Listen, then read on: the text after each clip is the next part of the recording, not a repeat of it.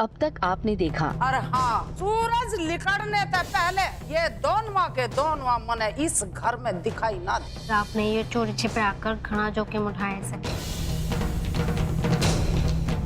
आपको प्रज्ञा की चिंता हो रही है ना? चिंता तो होगी ना, और सूरज उगने से पहले इसको यहाँ से जाना से। और ससुराल में अगर पायल भाभी ने इसको फिर से घर से निकाल दिया तो कहाँ धक्के खाती फिरेगी वो। अब आगे।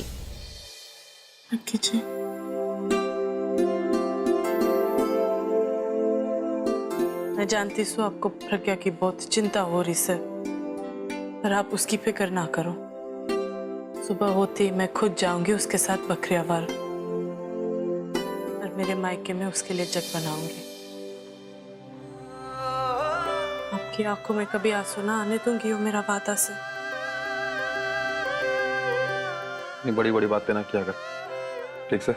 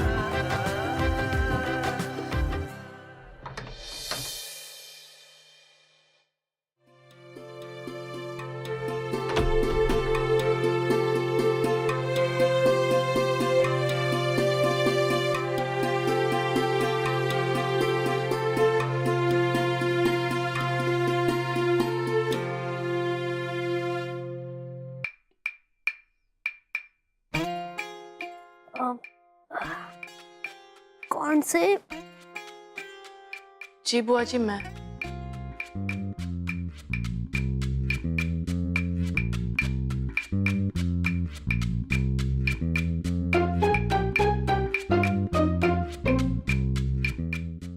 बड़ो, कहाँ थी तू? पानी पीने गई थी। अच्छा,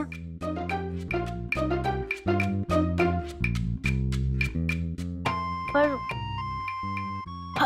तन्ने तो घनी देर लगी से, तो मरने लगा कि शायद कोई मिल गया होगा बाहर तन्ने, और तो उससे गप्पे लड़ाने लगी होगी।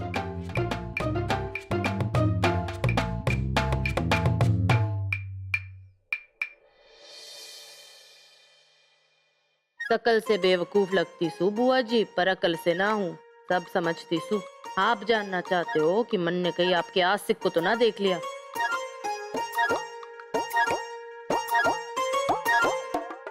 पर इभी यो बारे में कोई जिक्र ही नहीं करने वाली मैं।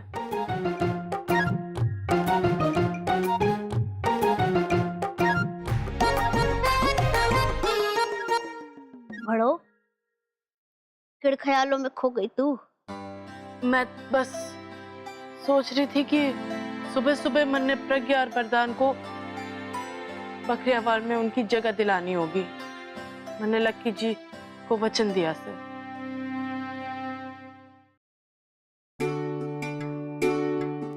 बिना सोचे समझे ही वचन दे दिया। थारी भाभी तो बड़ी टेढ़ी खीर से, पर कोई ना, बस तू याद रखियो कि टेढ़े लोगों के लिए उंगली भी टेढ़ी करनी पड़े है। कैसे बुआ जी? वो ऐसे कि थारी भाभी की कोई ना कोई कमजोर नस तो जरूर होगी, बस तुझे उस कमजोर नस को पकड़ना से और उसे ऐसे मरोड़ना से कि थारी टेढ़ी भाभी भी सीधी हो जाए।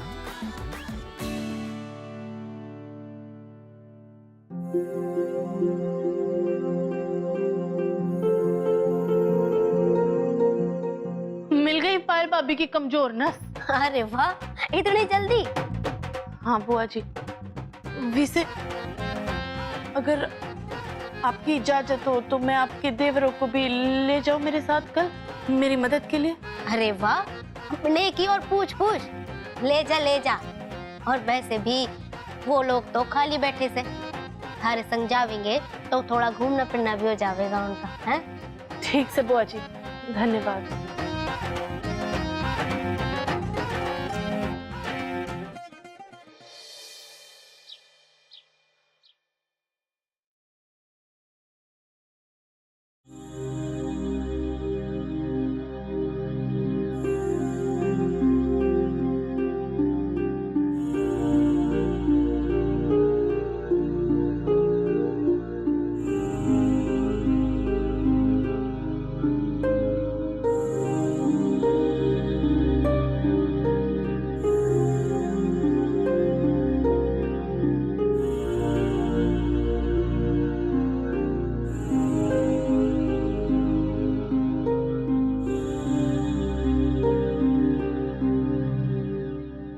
प्रज्ञा जी,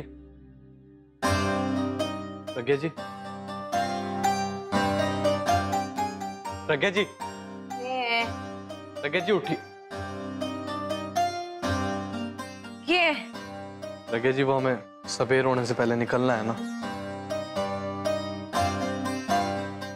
ये कर उठ के। प्रज्ञा जी, टाइम बहुत हो गया, चलिए तैयार हो जाइए। तो कहाँ कहाँ चले? बाहर सड़कों पे घूमेंगे के? अरे भाभी ने तो मना कर दिया है ना, घर में कदम ना रखना। प्रज्ञा जी, फिलहाल तो मैंने भी ना पता है कि हमारी किस्मत के चाहती है, मैंने कहाँ लेकर जाना चाहती है।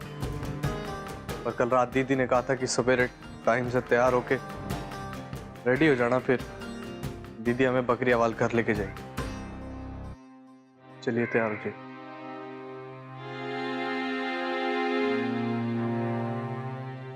चाची,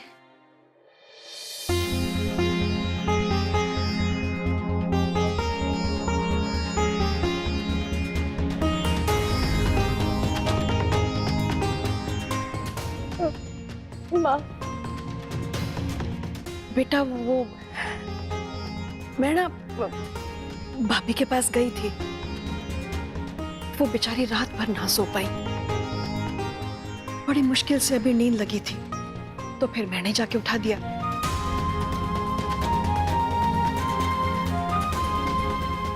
जानू बेटा, भाभी अभी नाराज है, पर तू क्यों चिंता करती है? माँ का दिल ना इतनी देर तक नाराज ना रह सकता है अपने बच्चों से। ठीक हो जाएगा सब। उन्होंने तो मारे को भी कसम दे दी थी कि मैं भी तेरे से आके ना मिलूं।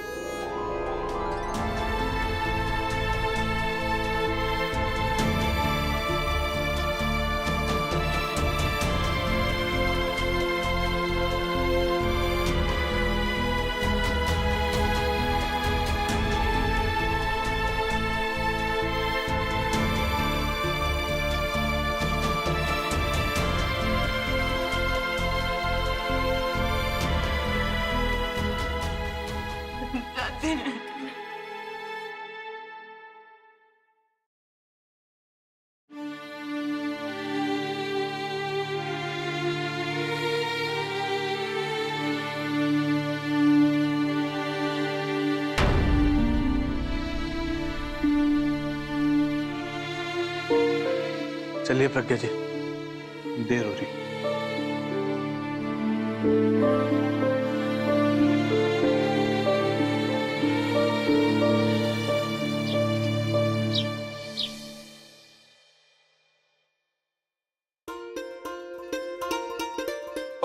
भाभी, अब यो आखिरी अनाज की बोरी बची सर गाड़ी में रखने के लिए। जी बहुत बहुत धन्यवाद, और माफ कर देना मन ने इतनी सुबह सुबह आप दोनों को इतनी तकलीफ दे दी। भाभी, धन्यवाद और माफी की कोई परवाह ना है। और सुबह सुबह इतनी सारी बोरियां उठा के तो आज की हमारी कसरत भी पूरी हो गई है। और भाभी, अगर आपका हुक्म होवे ना तो इससे 10 गुना ज्यादा बाहर उठा के ढो दें हम। और उसमें भी एक पैसे की दिक्कत ना होगी हमें। हम चलते हैं, बहुत भारी है। चल। लकी जी, अरे ये क्या हो रहा है? जी मैं आप ही को ढूंढ रही थी, मैं तो कमरे में भी गई थी पर आप ना थे वहाँ। अरे तन्ने कितनी बार बोला से मार से बिना पूछे हमारे कमरे में नहीं जाना, तू फिर भी गई।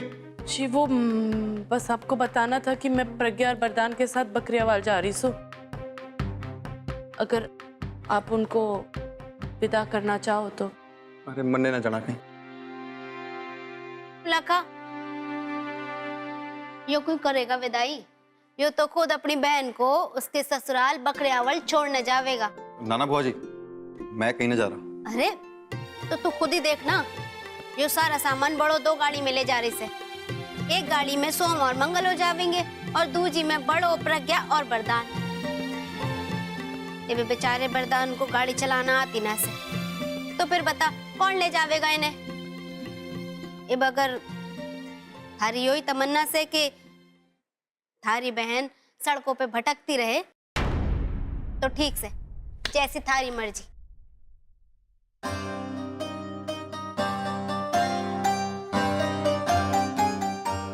से कोई बड़ी बात ना से मैं देखती सो शायद ड्राइवर बाबू या होगे। बड़ो बरदान प्रज्ञा कहाँ से? वो भी आते ही होंगे। अब तुम लोगों को कौन ले जावेगा? वो मैं देखती सो। तो फिर ठीक से, पर मैं अंदर न जाऊंगा। हाँ हाँ ठीक से, ऐसा ही सही। और छोड़ के तो आ उसको अपने ससुराल। अब तन्ने कौन सी घड़ी रस्म निभानी से, बस तन्ने गाड़ी चला के इसे ले जाना से और छोड़ के वापस आना से।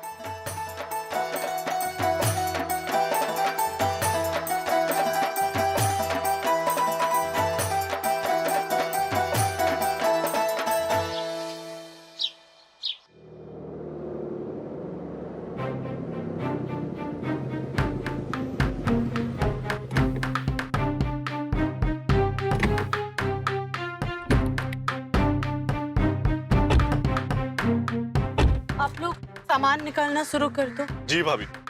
वरदान, प्रज्ञा को लेकर अंदर जा।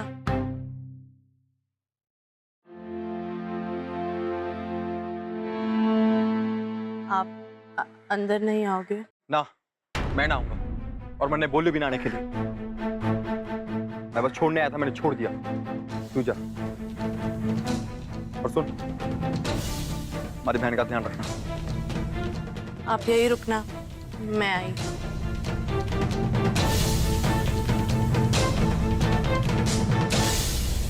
अच्छा माँ, इम रखती सू, बहुत काम है।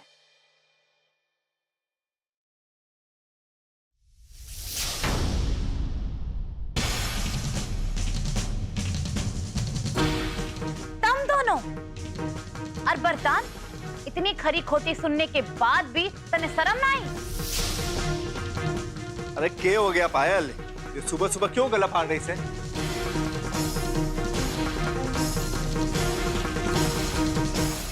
प्रज्ञा, बरदान, तुम दोनों? 1 मिनट माँ, कोई जरूरत ना है दादा भावनाओं में ममताओं में बहन की। अभी भी इन दोनों के लिए हमारे घर में कोई जगह ना है। अरे हिम्मत कैसे हो गई मुंह उठा के हमारे घर आ जान की? आने की जरूरत से पायल भाभी।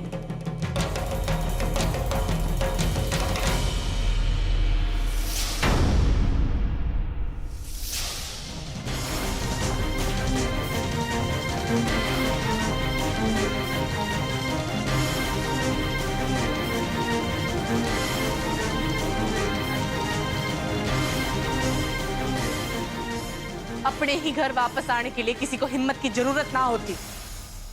आपको प्रज्ञा और बरदान को यह जगह देनी ही होगी। अच्छा, वाह, अब ये दोनों हारा पल्लू पकड़ के यहाँ तक आ गए। मेरी बात कान खोल के सुन ले बड़ो, तू बोले या संसार में कोई भी बोले, यो छोरी इस घर में ना रह सकती। बस ये कैसी मुसीबत की रेल बना दी है तन्ने भगवान। अब तू ही जाने ये पायल भाभी नाम की चरखी पड़ो कैसे सुलझाएगी।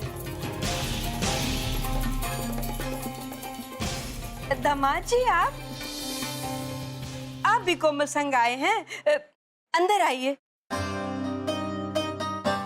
नाना माँ जी, मैं बाहर ही ठीक हूँ। नाना दामाद जी, ऐसे कैसे हो सके है कि घर की चौखट तक आकर आप लौट जाओ? अरे शंकर, जा अंदर लेके आ दामाद जी को। जा, जा। अरे दामाद, दामाद जी आओ ना, भीतर आ जाओ। माफ करना, मैं अंदर ना आऊंगा। दामाद जी, आप किसी बातें कर रहे हो? यो तो आपका अपना ही घर से। माँ जी, इस घर में हमारी बहन को जगह ना मिल रही से वो घर मेरा कहां से?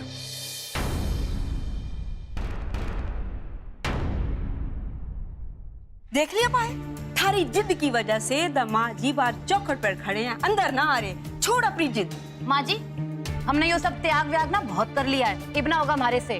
हमने अपनी घर की छोरी इनके घर ब्याह दी, तो क्या हम हमेशा झुके हुए रहेंगे? इब तो इनकी भी छोरी हमारे घर ब्याही है, इब रिश्ता बराबरी का है।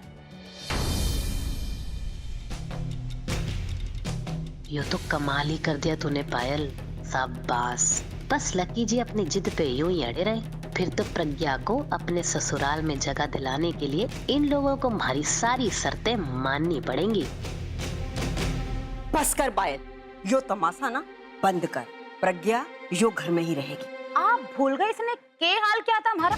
कितना घड़ा नुकसान हुआ इस छोरी की वजह से हमारा, कितना बकाया है इसका हमारे पे, वो सब कीमत कौन चुकावेगा? पायल भाभी बिल्कुल सही कह रही से। इनका जो नुकसान हुआ, जो बेइज्जती हुई, उसकी कीमत किसी ना किसी को तो चुकानी पड़ेगी ना।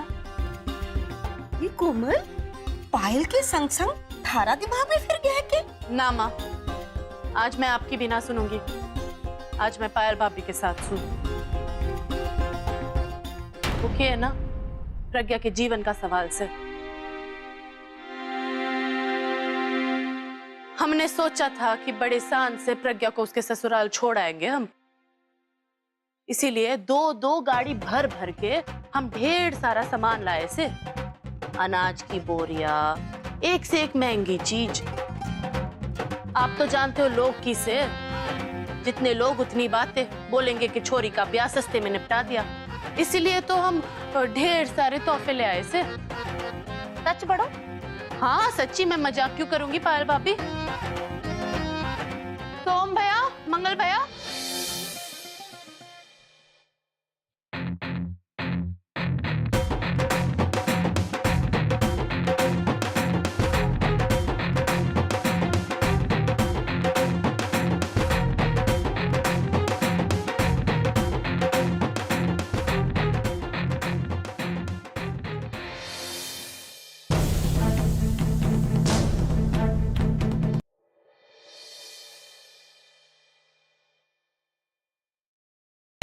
बड़ो, जब पायल भाभी वरदान ओपरा के घर में ना आने दे रहे तो ये सब दहेज क्यों?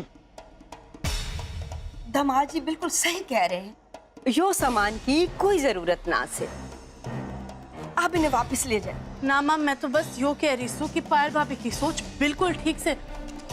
ऊपर से मैं ना चाहती कि प्रज्ञा को इस घर में कोई दिक्कत हो, इसीलिए बहुत सोच समझ के हम यो सारा सामान लाए से।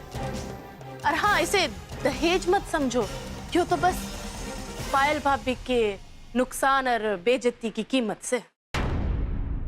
हाँ, और मैं कुछ और भी लाई हूँ। सोम भैया,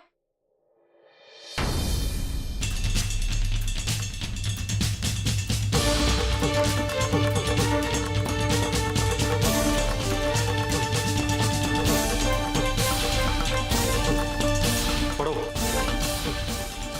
जो तेरे कहने से ना। जी लक्की जी, यो तो किसी नेक काम के लिए सर। गहनों का के है और बना दूंगी।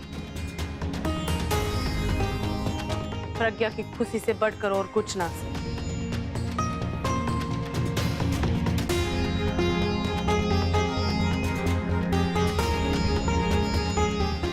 अगर आपकी रजामंदी हो तो आप अपने हाथों यो पायल भाभी को दे दीजिए।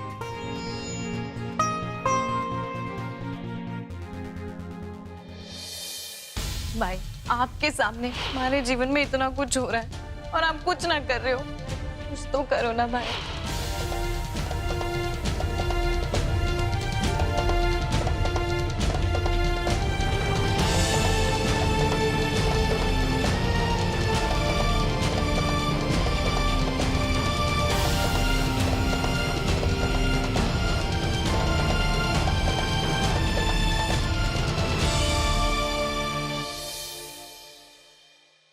अरे बड़ो, इतनी सी बात के लिए दामाद जी को परेशान ना किया करते। अब मैं ना चाहती कि ऐसी बातों के लिए दामाद जी को कोई भी परेशान नहीं हो। लाइए दामाद जी।